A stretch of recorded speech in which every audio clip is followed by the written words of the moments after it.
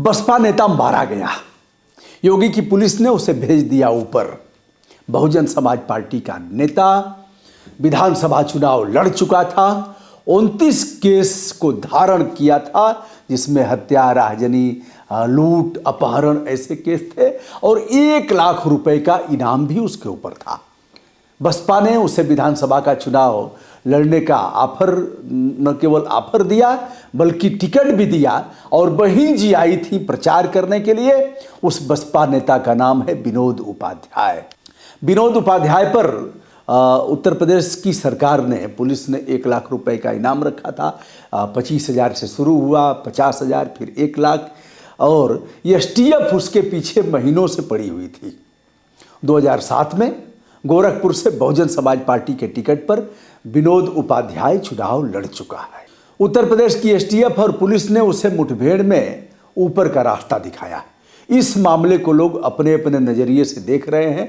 पहले एसटीएफ और पुलिस से हुई मुठभेड़ में उसे घायल किया गया था और बाद में उसे हॉस्पिटल ले जाया गया, जहां चिकित्सकों ने विनोद उपाध्याय को मृत घोषित कर दिया।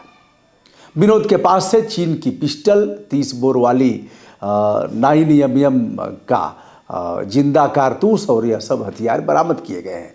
उत्तर प्रदेश में जिन 68 माफियाओं की सूची क्रमबद्ध तरीके से तैयार की गई है, उसमें 10वें नंबर पर विनोद उपाध्याय का नाम था।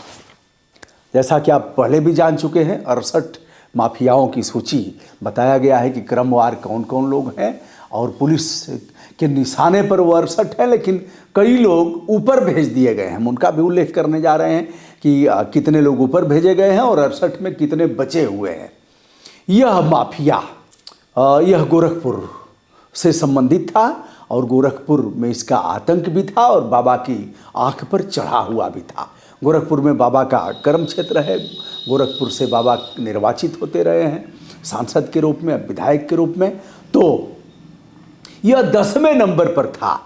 विनोद उपाध्याय की गुंडई कब से शुरू हुई, किन नेताओं का संरक्षण उसे मिलता रहा और वह कैसे अकूत संपत्ति का स्वामी बन गया, किसने दिलवाया टिकट बहुजन समाज पार्टी से। बहुजन समाज पार्टी से टिकट लेने का एक ही मानक है कि दमदार होना चाहिए और गुदगर होना चाहिए, मतलब जैसे गुदा होना चाहिए। गुदा माने ओम नमः शिवाय। अब भैया क्षमा करिएगा, ओम नमः शिवाय कहने पर बहुत से लोग जल जाते हैं, लेकिन कुछ रिश्वतखोर बोलते हैं ओम नमः शिवाय हुआ है। बहुत से ऐसे कर्मचारी अधिकारी हैं जो बोलते हैं ऐसे, ओम नमः शिवाय हो गया हो तो कुछ कर दो, ऐसे करते हैं। योगी जी की आंख का किरकिरी बना हुआ था, इस पर हम चर्चा करने जा रहे हैं। फिलहाल उत्तर प्रदेश की पुलिस ने अपनी पीठ थपथपाते हुए यह कहा है कि हमने एक बड़ा काम किया है और यूपी के 10वें नंबर के अपराधी को हमने ऊपर भेज दिया। मुठभेड़ हुई, वह मार देता हमको, हम भी, हमारे ऊपर वह आक्रमण कर रहा था, हम भी उसके ऊपर हथियार से फायर कर रहे थे। हमारा संजोग अच्छा था कि हम बच गए और उसके पाप का अंत हो गया था, इसलिए हमने उसे ठोक दिया। देखा जाए तो विनोद उपाध्याय भले ही बहुजन समाज पार्टी से 2007 में चुनाव लड़ने के बाद विजयी नहीं हो पाया, लेकिन राजनीति में उसकी अच्छी खासी पैठ थी। वर्तमान में वह रियल इस्टेट का बड़ा कारोबारी था। उत्तर प्रदेश की राजधानी लखनऊ, नोएडा, दिल्ली, प्रयागराज, बिहार एवं झारखंड में भी उसका काम चल रहा था, ऐसा बताया जाता है। गुरुवार की देर रात वह अपनी कार से प्रयागराज जा रहा था। इसी बीच रास्ते में एसटीएफ ने उसका लोकेशन लिया और लोकेशन लेने के बाद घेर लिया। सुल्तानगंज के पास पुलिस और एसटीएफ के बीच उससे मुठभेड़ होती है और उस मुठभेड़ में उसे मारा गया। घायल अवस्था में उसे हॉस्पिटल ले जाते हैं और बताते हैं कि दम तोड़ दिया। 50 बसंत विनोद उपाध्याय के पूरे हो गए थे, यानी 50 साल उम्र उसकी पूरी हो गई थी। उसके खिलाफ कुल 39 मामले दर्ज बताए जाते हैं विभिन्न थाना क्षेत्रों में, विभिन्न जनपदों में।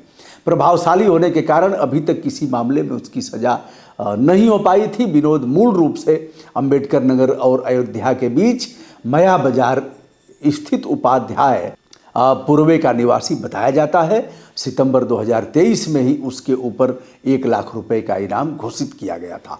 पुलिस जोर शोर से उसकी तलाश में जुटी हुई थी। विनोद के भाई पर भी 25,000 का इनाम घोषित किया गया था। बाद में यह राशि बढ़ाई गई, ऐसा बताया जाता है।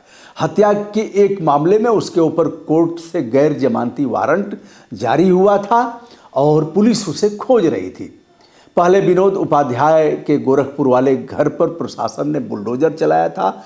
उसके कब्जे से 7,000 स्क्वायर फीट की जमीन खाली कराने का दावा भी पुलिस प्रशासनिक अधिकारियों द्वारा किया जा रहा है।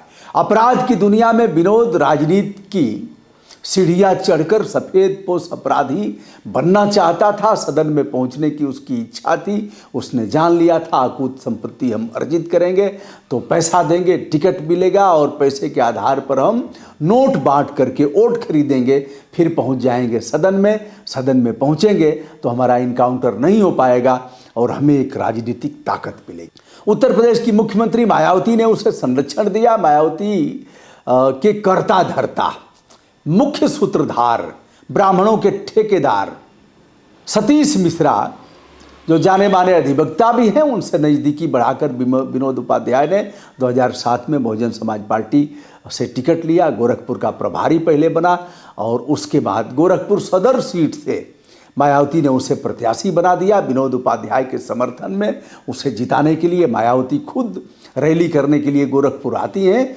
लेकिन भाजपा के डॉक्टर राधा मोहन दास अग्रवाल, जो आदित्यनाथ योगी के बहुत खास लोगों में से गिने जाते हैं, वह वहां से जीत गए और विनोद उपाध्याय जैसे अपराधी को वहां के मतदाताओं ने चौथे स्थान पर भेज दिया।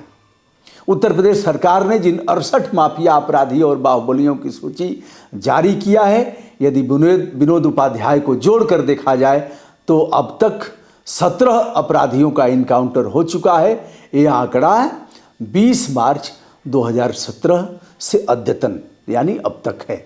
नेपाल के एक अपराधी जीत नारायण मिश्रा ने कभी विनोद उपाध्याय को एक थप्पड़ जेल में लगाया था।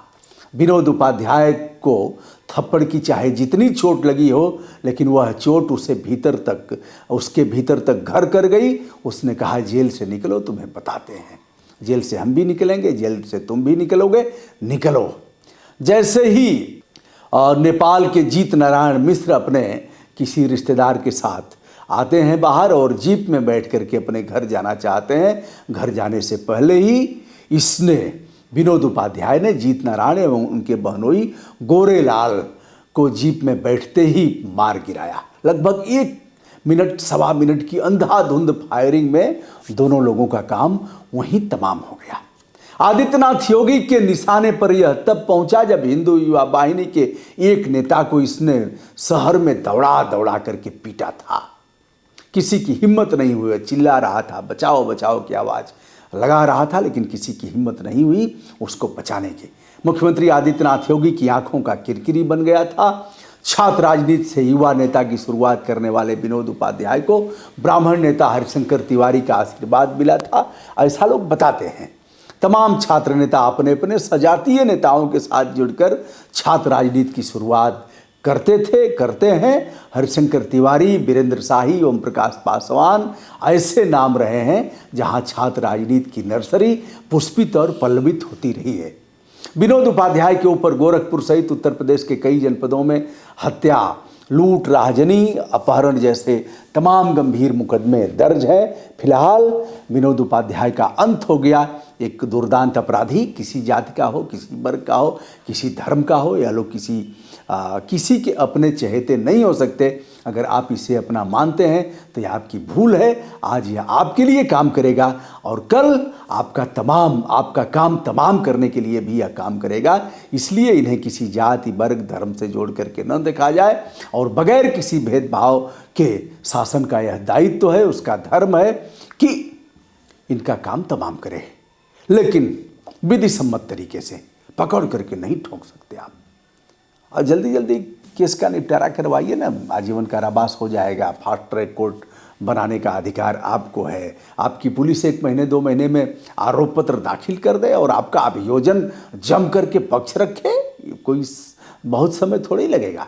लेकिन अब लटक रहा है, क्षमादान याचिकाएँ लटकी हुई हैं, उसकी रिपोर्ट ही नहीं आएगी। प्रेसिडेंट ऑफ इंडिया टुकुर टुकुर टुकुर टुकुर देखते रह जाएंगे। खराब भाषा में कर रहा हूँ। टुकुर टुकुर देखने का मतलब कि जब रिपोर्ट आएगी तभी ना कुछ करेंगे, रिपोर्ट जाएगी ही नहीं। पूर्व के अनुभव हमने तो लिखा पढ़ी किया, हमारे पास उसके अभिलेख हैं, तब मैं कह रहा हूँ, ऐसे थोड़ी कह रहा हूँ। इधर की स्थिति में नहीं जानता, लेकिन फिर देख लेता हूँ, मिल जाएंगे अभिलेख।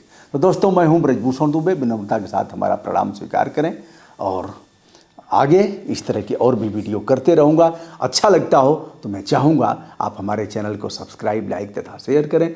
इसी ब्रजभूषण मार्कंडे के नाम से ही हमारा फेसबुक पेज भी है, कृपया उस पर भी विजिट करें। प्रणाम।